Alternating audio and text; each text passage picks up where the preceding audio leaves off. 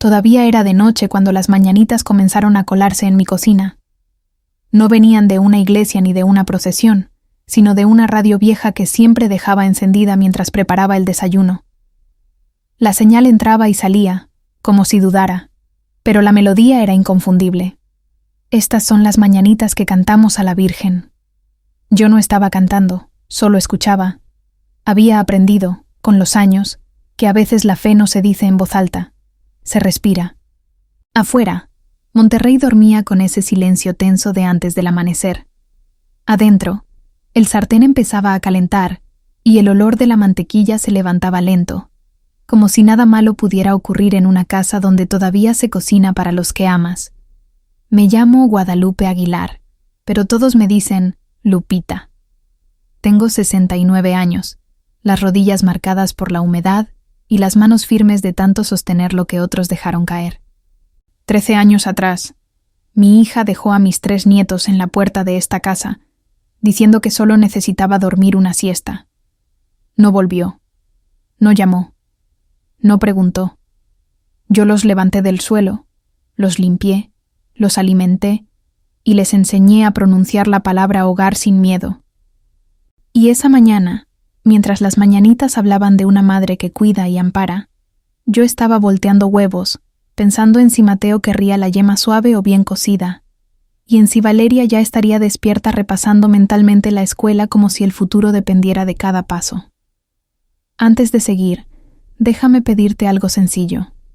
Escríbeme en los comentarios desde qué ciudad y qué país estás mirando esta historia. A esta vieja le ayuda a saber que su voz no se pierde en el aire. Porque lo que estás a punto de escuchar no es una fábula, ni una exageración para entretener. Es una historia de carne, de miedo y de decisiones que parten una vida en dos. Y también es una advertencia. Hay verdades que esperan años bajo el piso, escondidas en sobres de color mostaza, hasta que llega el día en que ya no pueden seguir calladas. Eran las 6 de la mañana de un domingo cuando el mundo se rompió. Yo estaba estirando la mano hacia el salero, con la radio murmurando a la Virgen, cuando un estruendo sacudió la casa de lado a lado. No fue un golpe educado, no fue un toque. Fue una explosión seca que hizo temblar los marcos de las fotos y levantó astillas del pasillo como si alguien hubiera decidido entrar a balazos en una vida ajena. El sartén quedó chisporroteando solo. Yo me quedé inmóvil un segundo, ese segundo exacto en el que el instinto le gana al pensamiento, y supe que aquello no era un error. La puerta principal voló hacia adentro, y la cocina se llenó de hombres con cascos, chalecos y armas largas. Gritaban órdenes que no necesitaban respuesta. ¡Policía! ¡Al suelo! ¡Manos donde podamos verlas! No tuve tiempo de apagar la estufa. No tuve tiempo de llamar a los niños. Mi primer impulso fue correr al pasillo, proteger las habitaciones, cubrirlos con mi cuerpo si hacía falta. Alcancé a dar un paso cuando una bota pesada me barrió las piernas. Caí de frente. El azulejo estaba frío. Sentí el golpe en el hombro malo, ese que cruje cuando cambia el clima. Pero no grité por mí, grité por ellos. No los lastimen. Hay niños en la casa. Una rodilla se me clavó en la espalda y unas esposas se cerraron sobre mis muñecas con un clic que todavía me despierta en las madrugadas. El corazón me golpeaba las costillas como un animal atrapado. Escuché el llanto de Mateo. Escuché el grito ahogado de Valeria. Escuché el rugido de Leandro saliendo de su cuarto dispuesto a pelear contra un ejército por su abuela. «¡Suéltenla!», gritó él, y 2 agentes lo estrellaron contra la pared como si fuera un objeto más del operativo. «Es un muchacho. Tiene 17», supliqué desde el suelo. «Por favor». Nadie escucha a una mujer mayor esposada en su propia cocina. Entonces el mar de uniformes se abrió, como si alguien importante estuviera por entrar. Y entró ella. 13 años habían pasado, pero yo habría reconocido esa forma de caminar en cualquier parte. Verónica, mi hija. La última vez que la vi, tenía la piel gris por las drogas, un moretón mal escondido y 3 bebés llorando en mi sala. La mujer que ahora cruzaba mi cocina parecía salida de una revista, abrigo color crema, cabello perfecto, lentes oscuros caros. Se los quitó despacio, con una teatralidad que heló el aire, y me miró con un asco que me atravesó el pecho. Señalándome en el piso, gritó: «Ahí está, ese es el monstruo que me robó a mis hijos». Creían que me tenían acorralada. Creían que yo era una vieja senil a la que podían aplastar sin esfuerzo. Lo que no sabían, lo que nadie en esa cocina sabía todavía, era que bajo una tabla suelta del piso de mi habitación, llevaba 13 años escondido un sobre color mostaza. Un sobre que no contenía venganza, sino verdad. Un sobre que no estaba hecho para salvarme a mí, sino para proteger a los niños que en ese momento temblaban de miedo detrás de una mujer que se decía madre. Y cuando, semanas después, estampé aquel papel amarillento sobre el estrado del juez, su expresión no fue de ira. Fue de puro impacto. Me miró y susurró casi sin voz: «¿Los niños saben esto?». Yo le sostuve la mirada y respondí: «Todavía no, pero están a punto de saberlo». Porque esta historia no empezó esa mañana con un grupo táctico, ni terminó en un tribunal lleno de cámaras. Empezó mucho antes, la noche en que una radio vieja cantaba las mañanitas a la Virgen, mientras una madre se iba y otra se quedaba. Y si te quedas conmigo, vas a entender por qué hay decisiones que se pagan con años de silencio. Y verdad es que, cuando salen a la luz, son capaces de incendiar reinos enteros. Y si esta historia ya te está tocando algo por dentro, déjame tu like, comparte este video y suscríbete para más historias como estas. Lo que viene después no es más fácil, pero es necesario. Después de que se llevaron a Verónica de mi cocina, o mejor dicho, después de que ella se llevó a mis nietos de mi vida, el silencio no llegó de inmediato.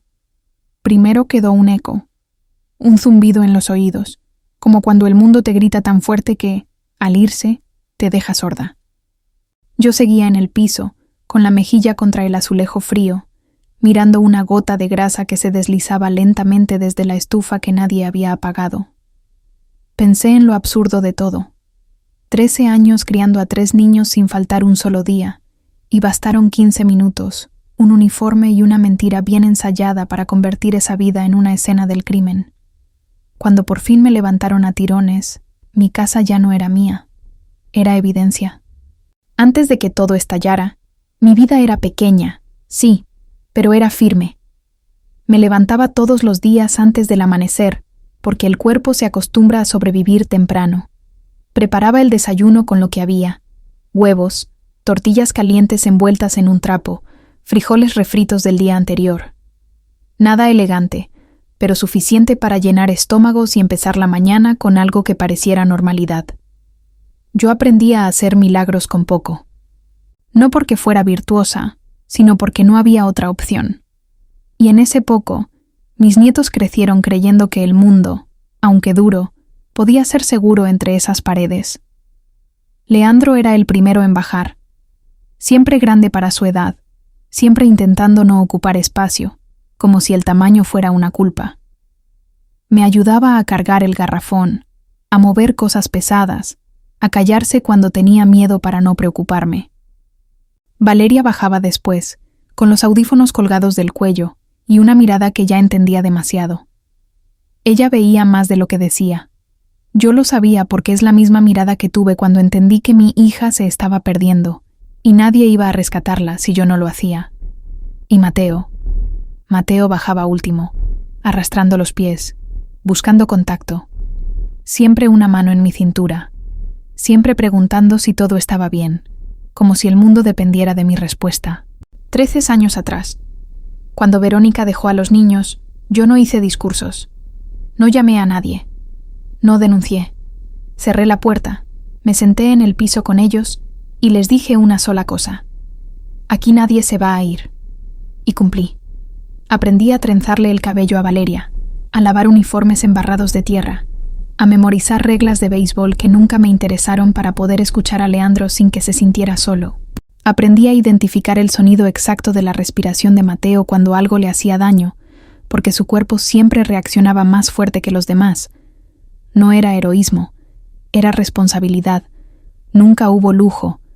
Hubo noches sin dormir, cuentas que no cerraban, decisiones difíciles. Mi pensión apenas alcanzaba para lo básico, y aún así había semanas en las que me quedaban 50 pesos guardados en una lata de café para una emergencia. Yo no viajé, no me compré ropa nueva, no rehice mi vida. Todo lo que tuve lo puse ahí, en esas 3 personas que no me pidieron nacer, pero que sí necesitaban quedarse. Y mientras afuera el mundo seguía girando, yo construí algo que no sale en las noticias, una familia que funcionaba sin aplausos. Por eso, cuando Verónica volvió con cámaras, abogados y discursos ensayados, no solo me quitó a los niños, me quiso quitar la historia. Quiso borrar 13 años de amor con una frase. Me los robó. Pero hay cosas que no se borran tan fácil. Hay rutinas, cicatrices, recuerdos que viven en el cuerpo. Y aunque ese día me sacaron esposada de mi propia casa, yo ya sabía algo que ellos todavía no entendían. El tiempo también es una prueba. Y 13 años no se fabrican con mentiras. A veces el cuerpo recuerda antes que la cabeza. Esa tarde, sentada en la banca dura del pasillo de la comisaría, con las muñecas aún marcadas por las esposas, no fue el operativo, ni los gritos lo que volvió primero a mí. Fue un olor. Gasolina vieja mezclada con humedad. Y con ese olor, regresé sin permiso a la noche exacta en que mi hija decidió irse. 13 años atrás, cuando todavía no sabía que esa decisión me iba a convertir en madre por segunda vez, ni que también me iba a convertir en el villano perfecto de una historia que alguien más escribiría después. Era madrugada, y el cielo estaba bajo, pesado, como si fuera a caerse sobre el barrio. La casa estaba en silencio, salvo por una radio prendida en alguna parte de la cuadra. No venía de mi sala, venía de lejos, quizá de la casa de una vecina que siempre dejaba la radio encendida para no sentirse sola. La melodía llegaba rota, interrumpida por la estática, pero se entendía lo suficiente. Estas son las mañanitas que cantamos a la Virgen. No era 12 de diciembre, no era fiesta, era solo una repetición cualquiera, una de esas grabaciones que pasan a cualquier hora en estaciones viejas. Pero esa canción se quedó colgada en el aire como una ironía que en ese momento no supe nombrar. Verónica estaba de pie en el porche, con el motor del coche encendido. Un auto viejo, oxidado, que vibraba como si también quisiera escapar. Ella fumaba con desesperación, inhalando rápido, exhalando sin mirar a nadie. Estaba flaca hasta los huesos, con la piel apagada y los ojos inquietos, como si siempre escuchara algo que los demás no. En el asiento trasero, Mateo lloraba con un llanto agudo, de hambre, de frío, de abandono prematuro. Valeria se aferraba a mi falda sin entender por qué su madre no la miraba. Leandro, demasiado chico para ser fuerte, intentaba no llorar porque ya había aprendido que alguien tenía que sostenerse. «Solo necesito dormir una siesta, mamá», dijo Verónica sin girarse. «Regreso en unas horas». No me miró a los ojos. Nunca lo hacía cuando mentía. Yo vi la pañalera en el piso del porche, mal cerrada, sucia. Vi que no había leche. Vi que no había nada preparado para el regreso que prometía. Y supe con una claridad que todavía me duele que esa siesta no tenía despertador. Me acerqué despacio, con las botas de trabajo aún puestas, y le tomé el brazo. «No te vayas así», le pedí. «Estás cansada. Sí, pero estos niños te necesitan. Quédate esta noche. Mañana vemos qué hacemos». Ella se zafó con un movimiento brusco, como si mi mano quemara. Dio una calada larga al cigarro y soltó el humo en mi cara. «Ya me harté, mamá. Del llanto, de los pañales, de este pueblo, de todo. Quiero vivir». La palabra vivir sonó hueca. No era vida lo que buscaba, era huida. Sacó un llavero del bolsillo y me lo lanzó al pecho.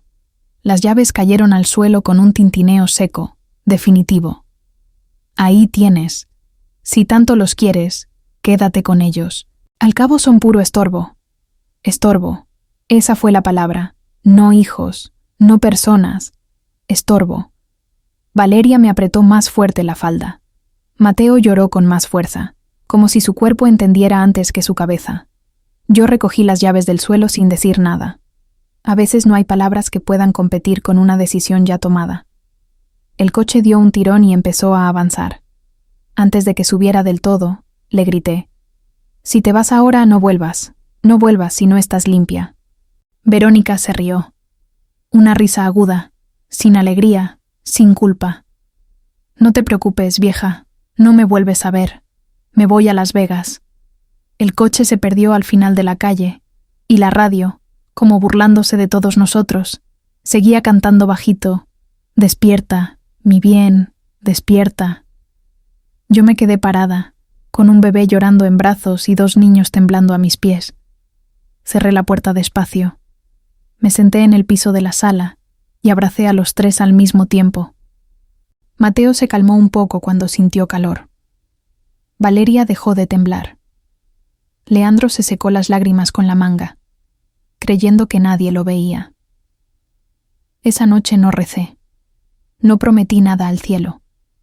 Solo miré a ese bebé que apenas podía enfocar la mirada y le hablé en voz baja, como se le habla a alguien que no puede defenderse. «No eres estorbo», le dije. «Eres el centro del mundo. Y mientras yo respire, nadie te va a tirar como basura». 13 años después, sentada en una comisaría, acusada de haber robado a esos mismos niños, entendí algo con una claridad brutal. Esa noche no solo me convertí en su cuidadora, me convertí en su testigo. Y cuando llega el día en que la mentira grita más fuerte que la verdad, el testigo es lo único que queda. Cuando regresé al presente, la comisaría olía a desinfectante barato y café viejo. Me sentaron en una silla de metal, esposada, mientras alguien dictaba mi nombre como si fuera un número más en una lista larga de culpables prefabricados. Afuera amanecía, pero para mí la luz no significaba nada. La noche había vuelto a empezar en otro lugar. Yo seguía escuchando, como un eco lejano, la radio cantando a la Virgen en mi cocina minutos antes de que la puerta explotara. Pensé en lo absurdo de esa transición. Una canción de amparo convertida en sirenas, botas y órdenes gritadas. Así de rápido puede cambiar el significado de una casa. El operativo fue limpio solo para quienes lo ejecutaron. Para mí fue un derrumbe. Mientras me levantaban del suelo, vi cómo 2 agentes recorrían el pasillo con linternas tácticas, abriendo puertas, tirando cajones, pateando mochilas escolares como si escondieran armas. La habitación de Valeria quedó patas arriba en segundos.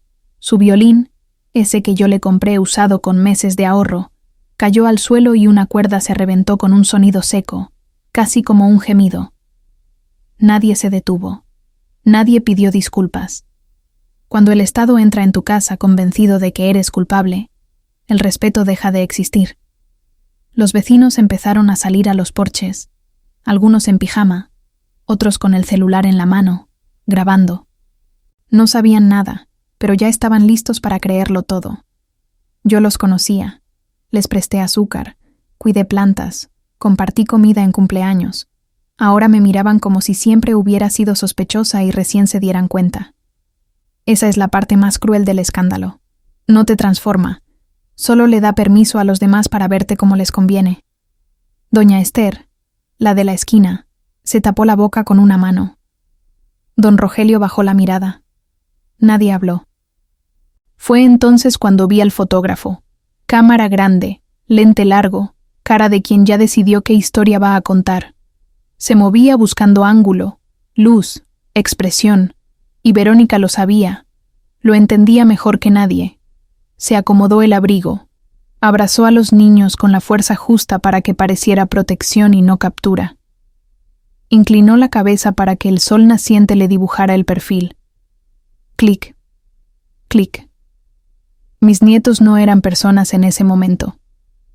Eran prueba. Eran portada. Eran mercancía emocional. «Sosténgalos así, señora Aguilar», dijo el fotógrafo. «Perfecto. El reencuentro del siglo». Yo quise gritar que no era un reencuentro, que era un secuestro al revés. Pero las palabras no salen cuando tienes la cara contra el piso y una rodilla presionándote los pulmones. Me arrastraron hacia afuera mientras la cámara seguía disparando. Sentí el aire frío de la mañana en la cara y el peso de las miradas clavándose como agujas. Subí a la patrulla sin mirar atrás, porque sabía que si miraba la casa, si veía la puerta colgando de las bisagras, no iba a poder sostenerme entera. En el asiento trasero, con las manos entumidas, me permití una sola cosa: contar. Conté respiraciones para no llorar. Conté los años. 13 desayunos. 13 navidades. 13 veces que alguien se enfermó y yo estuve ahí. Y entendí que la mentira de Verónica no estaba hecha solo para quitarme a los niños, sino para borrar todo eso de un plumazo. Para convertir 13 años de cuidado en un delito de segundos. Cuando llegamos a la comisaría, un oficial leyó los cargos como si estuviera recitando un menú.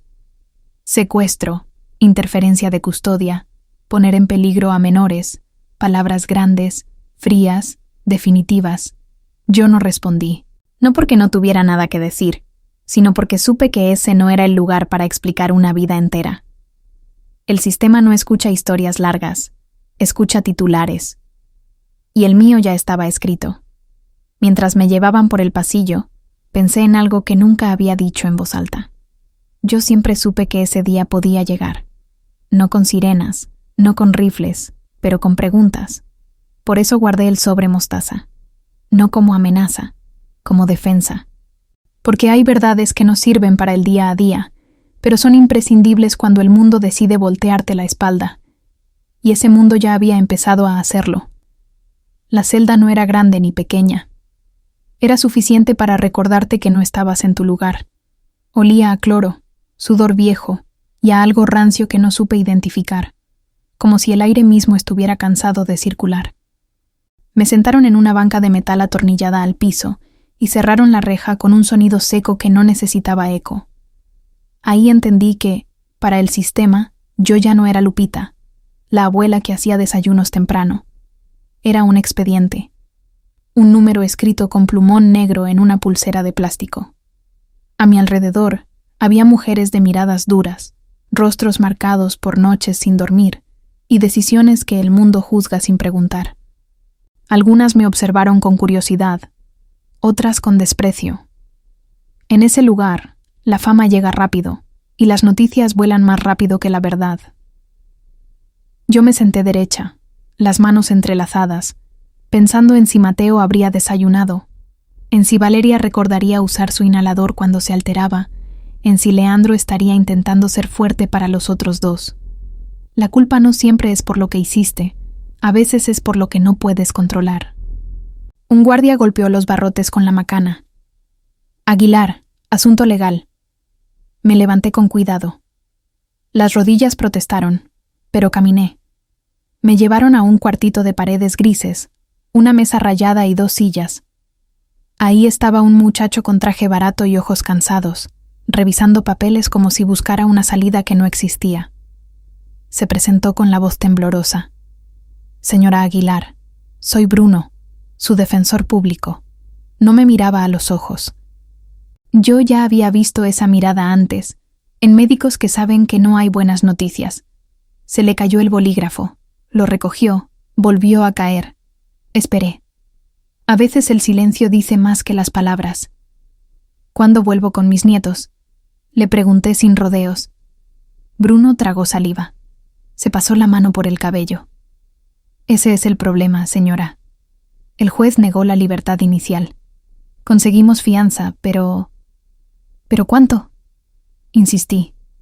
Sacó una tableta y la giró hacia mí. El número parecía una broma cruel. 500,000 pesos. Solté una risa corta, seca, que me raspó la garganta. Hijo, con mi pensión pago luz y comida. Tengo 50 guardados para una emergencia. Me acabas de decir una cifra que no existe en mi mundo. Bruno bajó la mirada. Sabía que lo imposible también es una sentencia. Luego deslizó la tableta y abrió un video. La pantalla se llenó de luces, micrófonos, un podio improvisado. Verónica estaba ahí, vestida de luto elegante, llorando con precisión quirúrgica.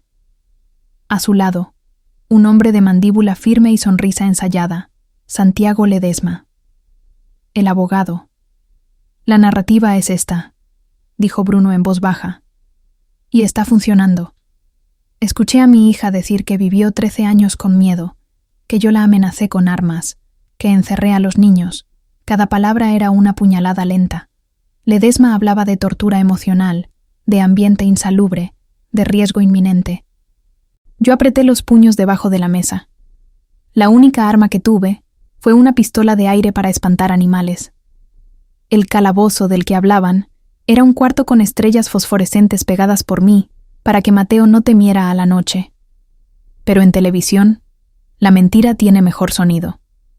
Si tiene pruebas, testigos... Bruno dejó la frase en el aire.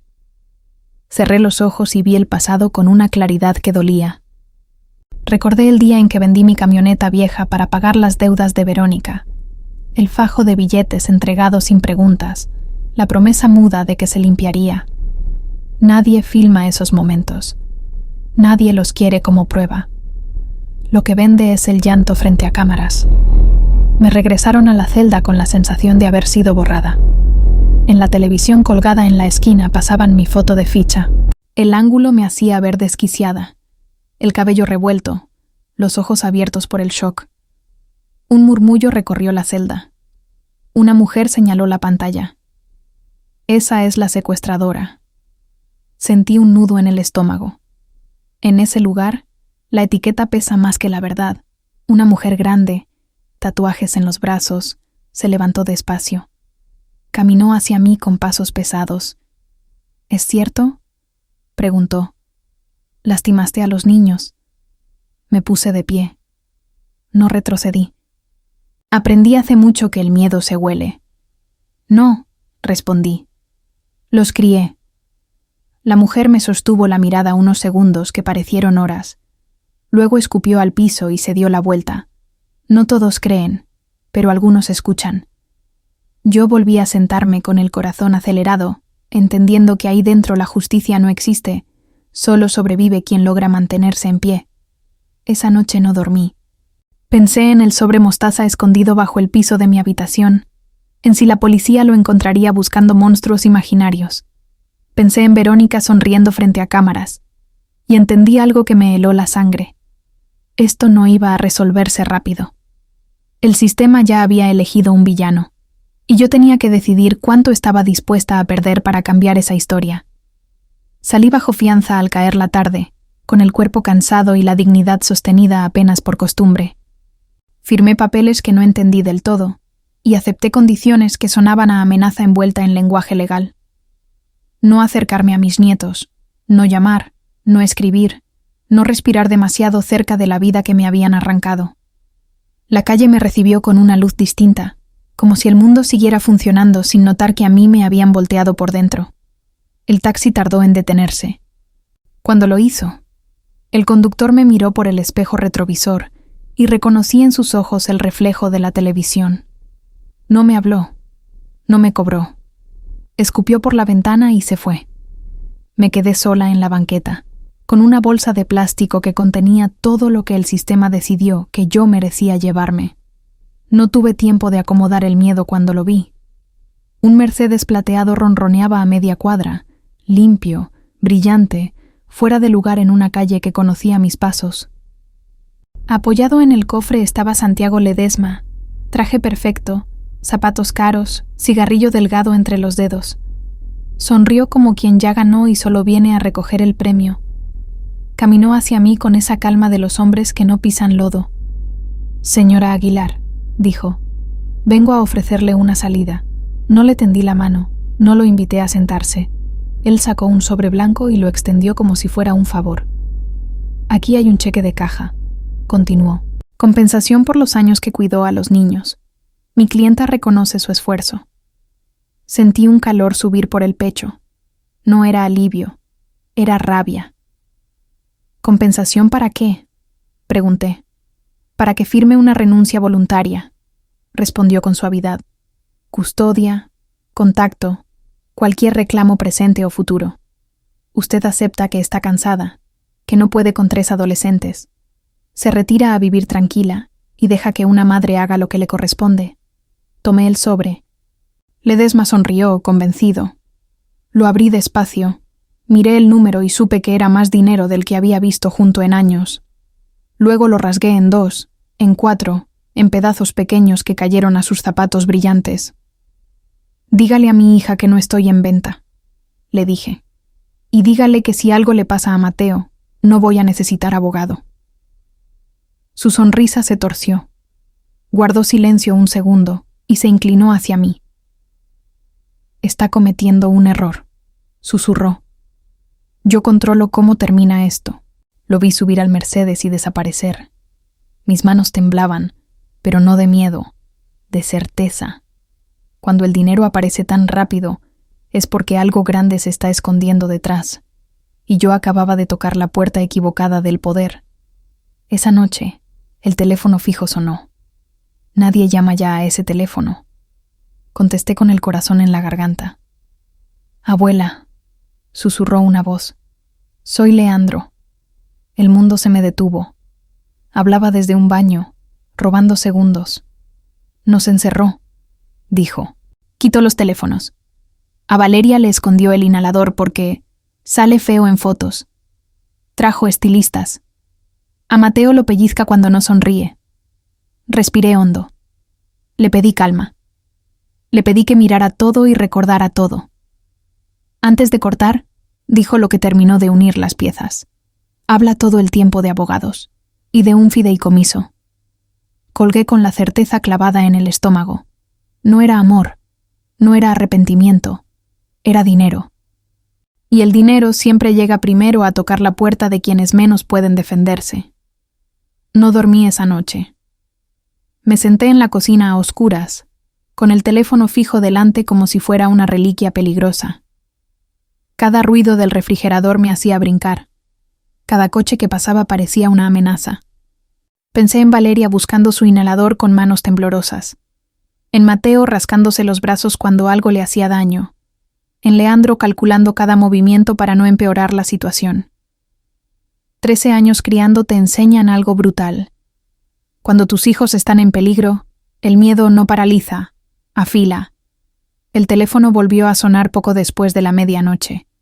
Contesté sin decir mi nombre.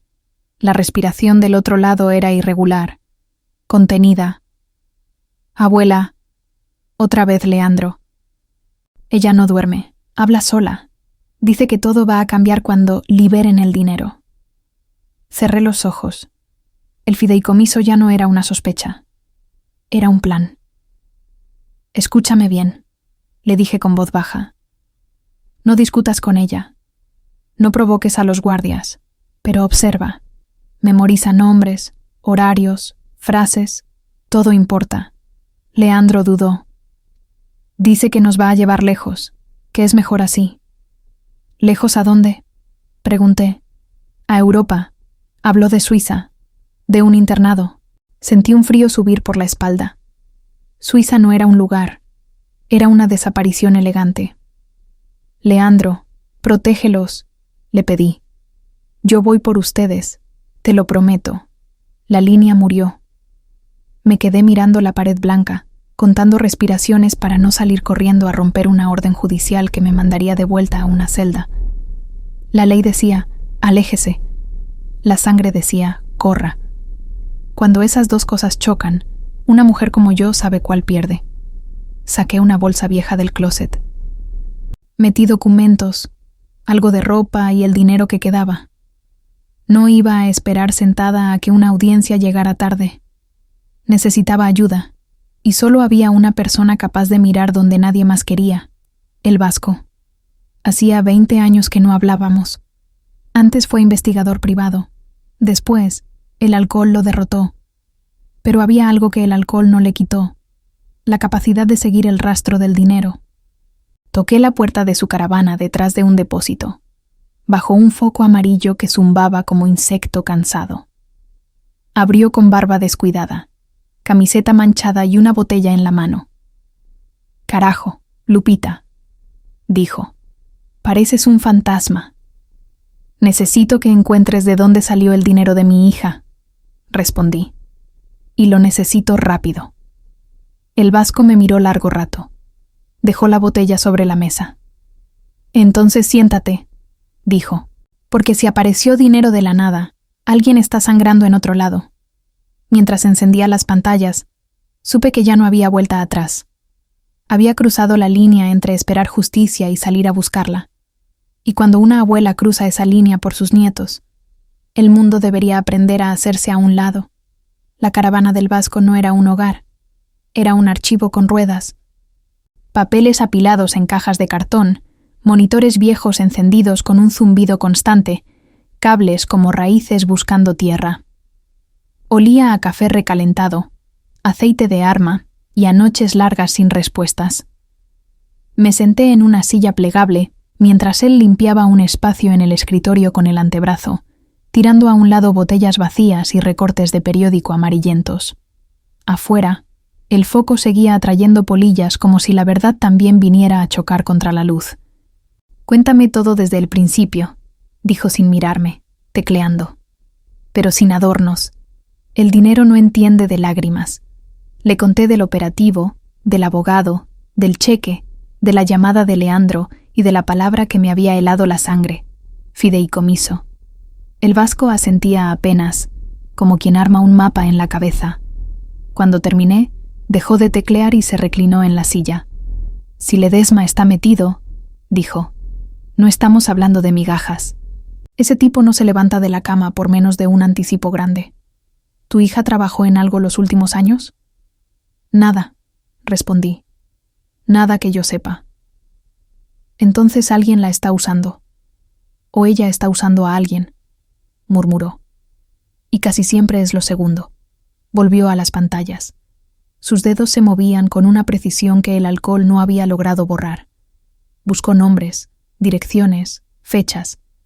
Primero apareció Tristán, un viejo conocido de Verónica, un hombre que siempre olió a problemas. El Vasco chasqueó la lengua. «Muerto», dijo. «Sobredosis hace 2 meses. Motel de carretera. Tenía órdenes pendientes y algo de dinero en efectivo, pero no esto». Señaló la pantalla.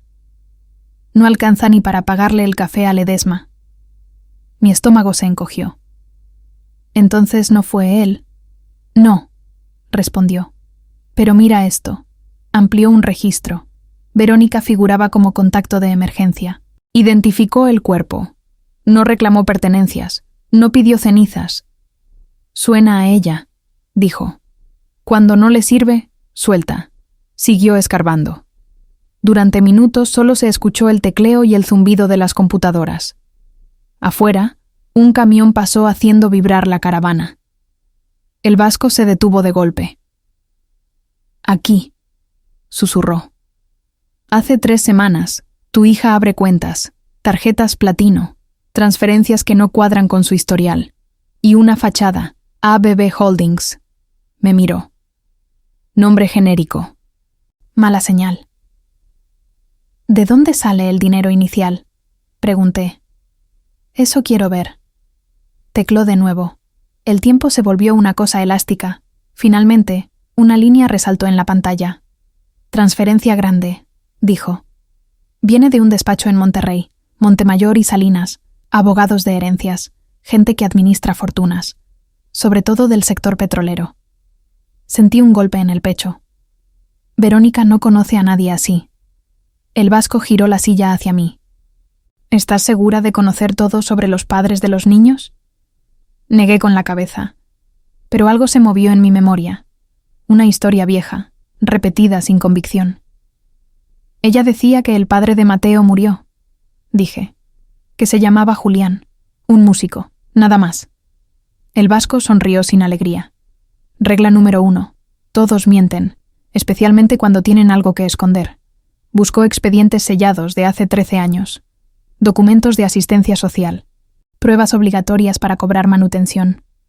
Se detuvo y me miró como si fuera a darme un golpe. «Aquí está», dijo. Prueba de paternidad. Nombre completo: Julián Colmenares. El apellido me resultó ajeno. El Vasco no apartaba los ojos de la pantalla. «¿Te suena?», preguntó. «No». Exhaló despacio. «Debería». Julián Colmenares era el hijo no reconocido de Eusebio Piedra. El nombre cayó como una losa. Eusebio Piedra, dueño de Petróleos Piedra, uno de los hombres más ricos del país, muerto hacía apenas un mes. Lo había visto en las noticias. Si Julián murió sin testamento, continuó el vasco, su herencia pasa a sus herederos directos. Giró la pantalla hacia mí. Tus nietos. Me mareé. Leandro, Valeria y Mateo, con cereal genérico y ropa heredada, eran herederos de una fortuna que no sabían pronunciar. Aquí viene lo sucio, añadió. El dinero está en fideicomiso hasta que cumplan 21. Pero el tutor legal cobra una cuota anual por administrar. $500,000 al año. Más vivienda. Más gastos. La rabia me subió como fuego.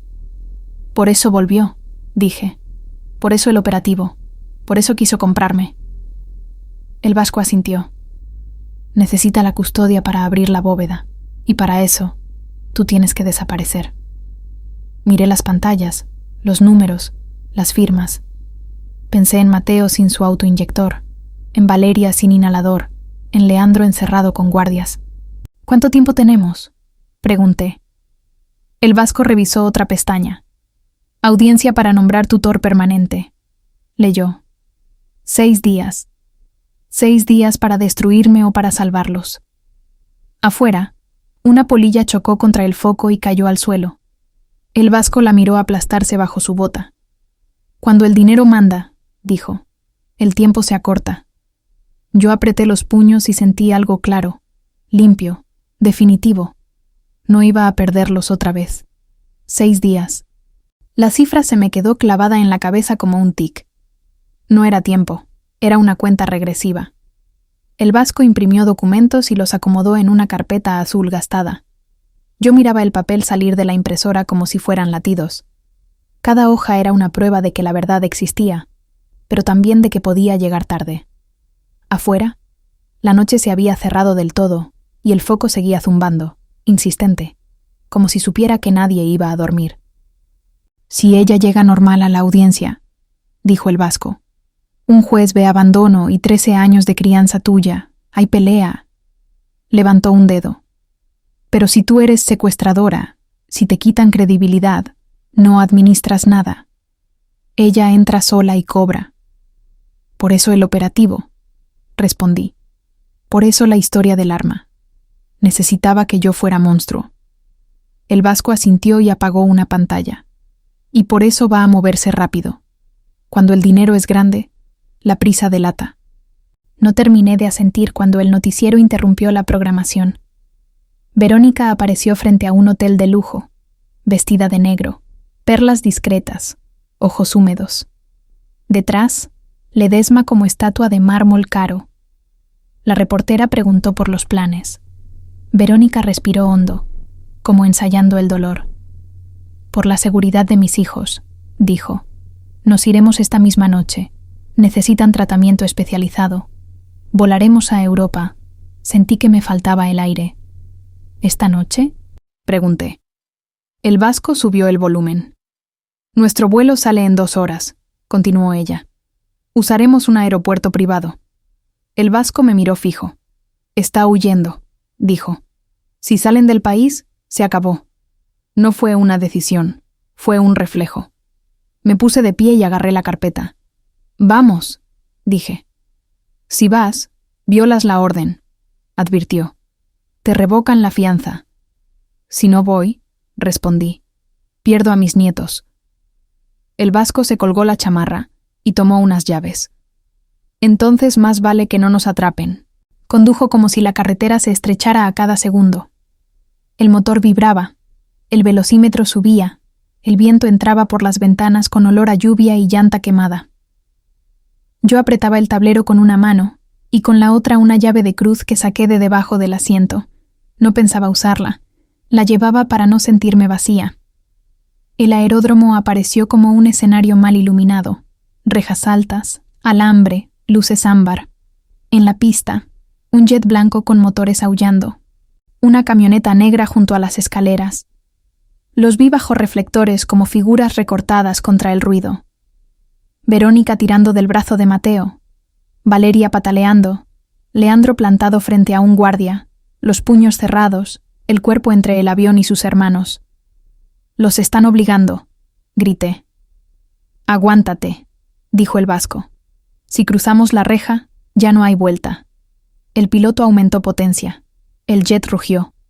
«Bloquéalo», grité.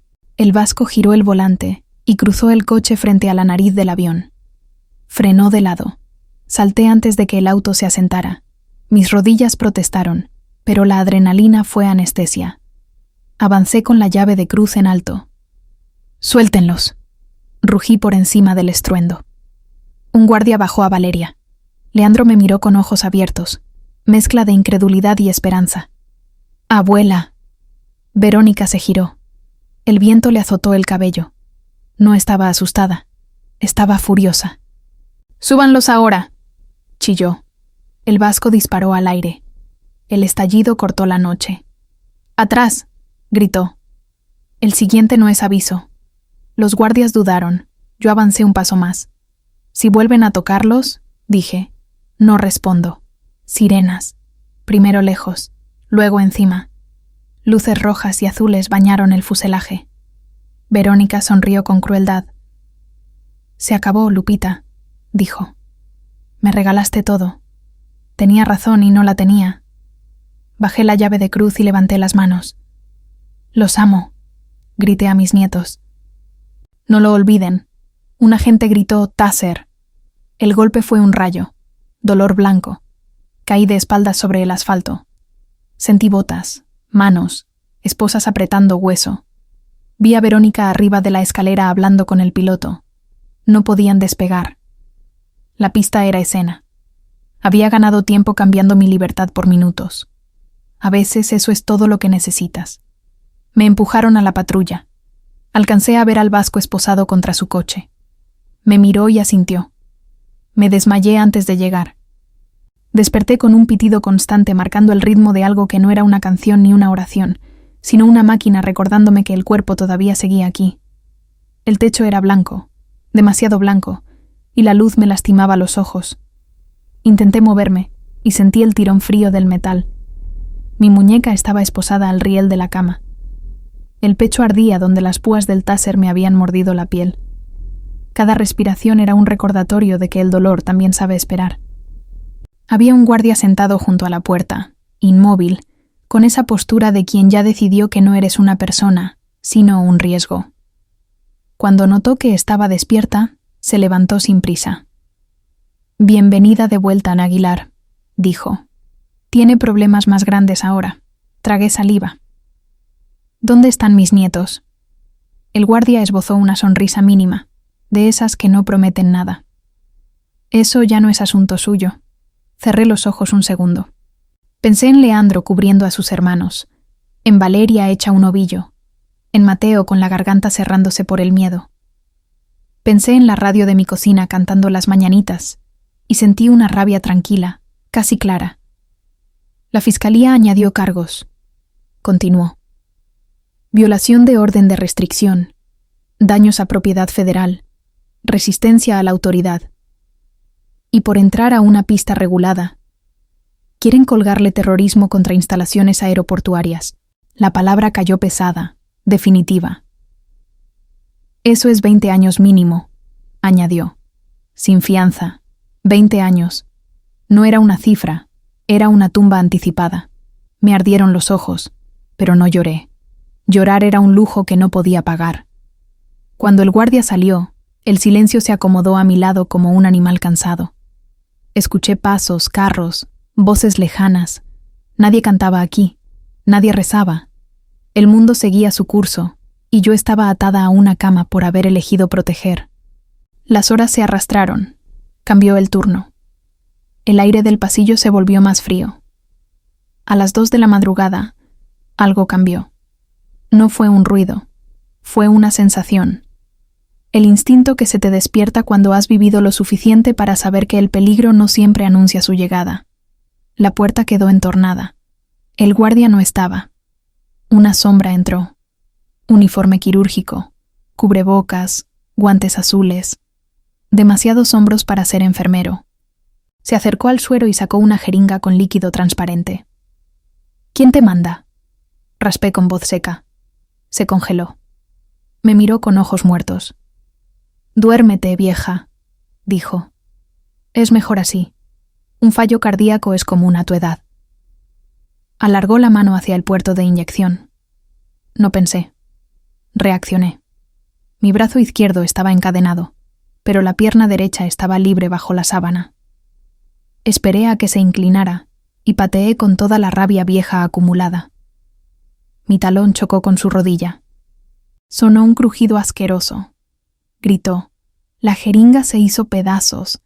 ¡Ayuda!, grité sacudiendo la cadena. El hombre se levantó cojeando y salió justo cuando enfermeras corrieron hacia la habitación. Me quedé temblando, respirando a trompicones. Sobreviví. Y entendí algo con una claridad que me heló la sangre. Tenían miedo. El sobre mostaza no era una hipótesis. Era una amenaza real para alguien con poder suficiente como para mandar a matar en un hospital. Mientras yo peleaba por seguir viva, a 5 millas de ahí, el vasco libraba su propia batalla. Dejó una bicicleta prestada en el monte detrás de mi terreno y se acercó a la casa marcada con cinta policial. No había grillos. El silencio era de depredadores. Entró por la ventana del lavadero con una navaja y caminó como fantasma sobre el desastre del operativo. En el pasillo, una tabla crujió. Clic. Luces tácticas lo cegaron desde la sala. 3 hombres. No eran policías. «Tenemos visita», dijo una voz profunda. El licenciado dijo que la rata volvería por su queso. El vasco no se congeló. Se dejó caer. Un taser silbó donde habría estado su pecho y se clavó en la pared. Rodó hasta una habitación. Arrancó una lámpara pesada de base de bronce y esperó. El primero asomó. El golpe fue seco. Cayó sin sonido. El segundo lo embistió. El tercero lo pateó y lo tiró al suelo. «¿Dónde está?», exigió el líder, presionándole el cuello. «¿Dónde escondió el viejo la palanca?». El vasco escupió sangre y sonrió. «Revisaste paredes, no revisaste el piso». Con un movimiento sucio le torció el tobillo. Gateó hasta mi habitación, levantó la alfombra, la tabla suelta, y sacó la caja de cedro. La puerta explotó. El líder entró con un cuchillo. «Se acabó», siseó. El vasco miró la ventana, abrazó la caja y saltó. El vidrio estalló. Cayó entre arbustos, rodó, sangró. Se quedó quieto mientras los hombres pasaban corriendo a centímetros. 1 hora después, con la pierna hecha trizas, caminó 5 millas por el monte. No fue al hospital. Sabía que lo vigilarían. Traía conmigo la única cosa que podía cambiarlo todo. Cuando me lo entregó al día siguiente, en la sala de visitas, roto y magullado, vi a un soldado, no a un borracho. Y cuando sentí el sobre mostaza pegado a mi piel, entendí que ya no se trataba de salvarme, se trataba de terminar la guerra. Las horas siguientes en el pabellón penitenciario del hospital no pasaron, se arrastraron. Cada cambio de turno era un recordatorio de que yo seguía viva por pura terquedad, no por misericordia. El guardia nuevo evitaba mirarme a los ojos. Sabía. No hacía falta que nadie le explicara nada. Cuando alguien intenta matarte en una cama de hospital, el juego ya no es legal, es existencial. Yo me quedé despierta, con el sobre mostaza escondido bajo la sábana, pegado a la piel como si fuera un órgano nuevo. Pesaba más de lo que aparentaba, no por el papel, por lo que significaba. Abrí apenas la solapa y volví a cerrarla. No necesitaba leerlo otra vez. Me sabía cada palabra de memoria, como se saben las oraciones que no quieres repetir porque te cambian. 13 años atrás lo guardé esperando no usarlo nunca. Lo hice para proteger, no para destruir. Porque hay verdades que, cuando salen, no reparan, arrasan. Y yo no quería arrasar la imagen que mis nietos tenían de su madre. No quería que Valeria creciera con ese agujero. No quería que Mateo supiera que alguien puede venderte y seguir durmiendo tranquila. No quería que Leandro cargara con una rabia que no le correspondía. Guardé el sobre para el día en que la mentira fuera más peligrosa que el silencio. Y ese día había llegado. Me dieron de alta con custodia y me trasladaron de regreso. El trayecto fue mudo. Miré la ciudad pasar por una rendija de vidrio reforzado y pensé en cómo Monterrey sabe ser dura y hermosa a la vez. Acero, cerros, humo y sol. Pensé en la radio vieja de mi cocina, en las mañanitas sonando como un refugio doméstico. Pensé en la Virgen en los altares de esquina, no como milagro, sino como presencia. Y entendí que la fe no iba a resolver el juicio, pero me había sostenido lo suficiente para llegar hasta aquí. Al llegar, me informaron lo inevitable: audiencia adelantada. El circo quería función cuanto antes. La fiscalía iba a apretar. Ledesma quería cerrar el trato. Yo respiré hondo. No pedí abogado nuevo. No pedí trato. Pedí tiempo para prepararme. Me lo negaron. El sistema no espera a quienes no tienen dinero. La noche previa al juicio no dormí. Me senté en la litera, el sobre entre las manos, y repasé cada consecuencia. Si lo mostraba, Verónica caería. De verdad, no habría retorno. El apellido quedaría manchado, la maternidad convertida en delito, la vergüenza pública como cadena perpetua. Mis nietos ganarían seguridad. Sí, pero perderían algo que no se reemplaza. La ilusión de que su madre, en el fondo, los quiso. Si no lo mostraba, yo moriría en prisión y ellos crecerían administrados por extraños, convertidos en números de una cuenta, enviados lejos para no estorbar. No era una elección entre bien y mal. Era una elección entre dos pérdidas. A la madrugada, el pasillo se llenó de murmullos. Escuché pasos apresurados, radios crepitando. Un guardia se acercó y, sin mirarme, dijo: «Tiene visita». Pensé en el vasco. No era él. Era Leandro. Lo vi a través del vidrio, ojeroso, firme de una forma que no le correspondía a su edad. Levantó el pulgar apenas. Yo asentí. No hablamos. No hacía falta. En ese gesto entendí que ya sabía más de lo que yo quería permitirle. Los niños crecen cuando el mundo los empuja, y yo no iba a permitir que los empujara solo. Cuando me llamaron, me puse de pie con el cuerpo dolorido pero la espalda recta. Guardé el sobre en el interior del uniforme, a la altura del corazón. No para protegerlo, para recordar por qué lo llevaba. Caminé hacia la sala con una calma que no sentía, la calma que llega cuando ya aceptaste el precio. El traslado al tribunal fue una procesión sin himnos. Cadenas en los tobillos, un pasillo estrecho, el murmullo del público filtrándose como un rumor de marea. Al bajar del vehículo, el ruido me golpeó de frente. Gritos, cámaras, carteles hechos con prisa. Protejan a los niños. Cárcel al monstruo. Nadie gritaba mi nombre. Gritaban la versión que les habían vendido. Yo caminé con la cabeza alta, no por orgullo, sino por economía. Bajar la mirada cansa más. La sala era grande, madera oscura, aire frío. El juez Paredes entró con el gesto de quien ya vio demasiadas mentiras como para sorprenderse. A la izquierda, la mesa de la fiscalía. A la derecha, Santiago Ledesma. Impecable, seguro, con una carpeta que parecía un arma blanca. Verónica estaba a su lado, transformada, suéter gris, cabello recogido sin cuidado, ojeras expuestas, pañuelo en la mano, una madre sufrida perfecta. Cuando me vio, no hubo odio, hubo cálculo. Mi defensor público murmuró cifras, riesgos, posibilidades de arrepentimiento. Lo escuché como se escucha la lluvia detrás de un vidrio grueso. Cuando terminó, respiré hondo y dije en voz clara: «Con el debido respeto, Su Señoría, me represento sola». El murmullo fue inmediato. El juez me miró por encima de los lentes. «Señora Aguilar, es una mala idea». «Tal vez», respondí, «pero conozco la verdad mejor que nadie aquí». Aceptó con un gesto cansado. Ledesma sonrió, convencido de que me estaba entregando al error.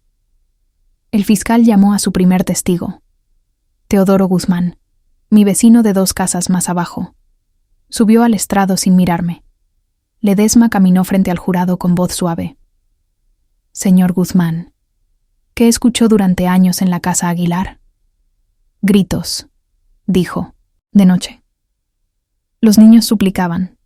Yo tenía miedo. Un jadeo recorrió la sala. Sentí el golpe en el estómago. Era mentira. En mi casa hubo risas, regaños, partidos en la televisión. Ledesma apretó. ¿Por qué no llamó a la policía? Porque el señor... Tragó saliva. La señora Aguilar dijo una vez que si alguien se metía con su familia, lo enterraría. La frase cayó como un ancla. El jurado la tomó. El fiscal sonrió. Yo cerré los ojos un segundo. Ahí estaba el teatro. Miedo comprado. Memoria fabricada. Cuando me dieron la palabra, no refuté con discursos. Caminé despacio hacia el estrado y saqué el sobre mostaza. El papel crujió. El color hizo que Verónica se quedara rígida. Lo reconoció antes de que yo lo abriera. Su señoría, dije. Presento prueba documental. Rasgué el sello. El sonido fue seco, definitivo. Saqué la hoja amarillenta con sello notarial y fecha antigua. Leí en voz alta, despacio, para que cada sílaba hiciera su trabajo. Yo, Verónica Aguilar, cedo de manera total y permanente mis derechos y autoridad parentales sobre mis hijos, Leandro, Valeria y Mateo a Guadalupe Aguilar, a cambio de la suma de 15,000 pesos en efectivo, para la compra de un vehículo. Un murmullo de incredulidad recorrió la sala. Coloqué junto al documento una fotografía. Verónica recargada en un auto rojo, sonriendo con billetes en la mano. Detrás, desenfocado pero claro, un portabebés en el pavimento, un bebé rojo de tanto llorar. El juez tomó los papeles, leyó, volvió a leer. Su mano tembló. Ledesma se levantó de golpe. Objeción. Exigimos peritaje. Esa prueba pudo fabricarse. El sello es auténtico, dijo el juez, con la voz ya dura, y la firma coincide con documentos recientes. Verónica se puso de pie, la máscara rota. «Es falso», gritó. «Me obligó». La puerta del fondo se abrió. Leandro entró sudado, con la camisa rota, un zapato menos. Caminó por el pasillo central con una firmeza que no le conocía. El alguacil dudó. Yo levanté la mano. «Es mi nieto». El juez asintió. «Dejen hablar al joven». Leandro sacó un teléfono negro barato. «Tengo evidencia», dijo. «No estoy lavado de cerebro». Pulsó reproducir. La voz de Verónica llenó la sala, sin lágrimas, sin teatro. «¿Cuándo me dan el dinero?» Otra voz respondió. «En cuanto firmemos la tutoría». Y Verónica remató, helada. «Los mando a un internado en Suiza. El viejo se muere en prisión». El silencio fue absoluto. Verónica se abalanzó hacia Leandro con un grito animal. 3 agentes la derribaron. Ledesma cerró su carpeta y dio un paso hacia la salida. «Señor Ledesma», dijo el juez, «quédese». Ordenó detenciones por perjurio, fraude y conspiración. Golpeó el mazo. Me quitaron las cadenas. Leandro me abrazó. Yo respiré por primera vez en semanas. «Caso desestimado», sentenció el juez. «Y en cuanto a la custodia, los menores están donde deben estar». Fuimos directo al hotel. La orden firmada abrió puertas sin discusiones. Valeria estaba hecha un ovillo en el sofá. Mateo, pálido, con los ojos grandes. Cuando me vieron, el llanto salió de una sola vez. Los abracé y prometí lo único que importa. Nadie vuelve a llevárselos. Los meses siguientes fueron papeles, firmas, decisiones sobrias. Blindé el fideicomiso para que el capital no pudiera tocarse. Solo educación, salud, futuro. Cambié de administradores. Vendí la casa. Dolió, pero entendí que los lugares también cargan fantasmas. Compré una casa rodante sencilla. Nos fuimos un martes al amanecer. Cantamos con la radio. Comimos en fondas. Reímos hasta cansarnos. Hoy, sentada frente a una fogata, veo a Leandro enseñar a Mateo a asar malvaviscos sin quemarlos. Valeria lee envuelta en una manta. No veo millones, veo paz. Aprendí tarde que la sangre es biología, familia es elección. Yo los elegí, y volvería a hacerlo. La última noche antes de volver a dormir sin sobresaltos, me senté sola frente a la ventana abierta y dejé que el aire frío me recorriera la cara como una disculpa tardía del mundo. No pensé en tribunales, ni en abogados, ni en documentos sellados. Pensé en cosas pequeñas. En el sonido de las mañanas cuando la radio despertaba la casa con las mañanitas a la Virgen de Guadalupe, en el olor del café recién hecho, en las mochilas tiradas en el piso porque nadie llegó a tiempo a colgarlas. Comprendí entonces que la justicia no siempre llega como uno imagina, pero cuando llega, no trae aplausos, trae silencio. Un silencio donde por fin puedes respirar. Hoy, cuando alguien me pregunta qué gané después de todo, no hablo de dinero, ni de papeles, ni de victorias legales. Digo la verdad más simple que aprendí tarde. Gané tiempo. Tiempo para ver a Leandro convertirse en un hombre sin cargar una culpa que no era suya. Tiempo para que Valeria vuelva a reír sin revisar si alguien la observa. Tiempo para que Mateo duerma sin miedo a despertarse solo. Hay heridas que no se cierran, pero se vuelven livianas cuando ya no sangran todos los días. Verónica eligió el dinero creyendo que compraría libertad. Yo elegí quedarme cuando nadie quería quedarse. Y esa fue la diferencia. Porque familia no es quien aparece cuando hay cámaras, ni quien reclama cuando hay cuentas. Familia es quien resiste cuando no hay testigos, quien pierde todo para que otros no pierdan nada, quien se queda aún sabiendo que quedarse cuesta. Y mientras exista esa elección, mientras alguien esté dispuesto a cuidar, a proteger y a amar sin garantías, siempre habrá un lugar que podamos llamar hogar. Si crees que la familia se demuestra con hechos y no con palabras, dale like, comparte y suscríbete para más historias como esta. ¿Qué opinas de esta historia? Si conoces una parecida, cuéntamela en los comentarios.